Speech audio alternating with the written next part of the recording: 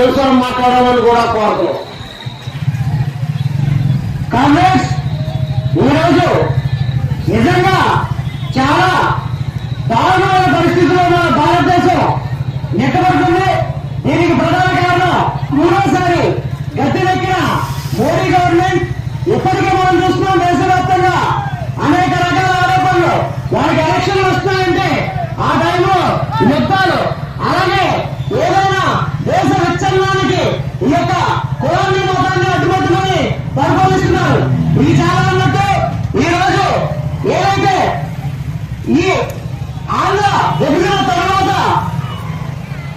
పదవికెక్కిన తెలుగుదేశం కూటమి ప్రభుత్వం అవ్వచ్చు, అలాగే మొన్న 2019లో గెలిచిన వైఎస్ఆర్సీపీ అవ్వచ్చు, ఈ రోజు మళ్ళీ కూటమిగా ఏర్పడి ఏదైతే గద్దెనెక్కారో కూటమి ప్రభుత్వం కావచ్చు, వీరంతా కూడా ఇప్పటికీ సుమారు 44 కార్మిక చట్టాలను తొమ్మిదిలో దొక్కి ఆ చట్టాలను నిర్వీర్యం చేసే పనిలో భాగంగా అనేక అవంతులు తీసుకొచ్చి ఇప్పుడు మరలా 4 వ్యాపార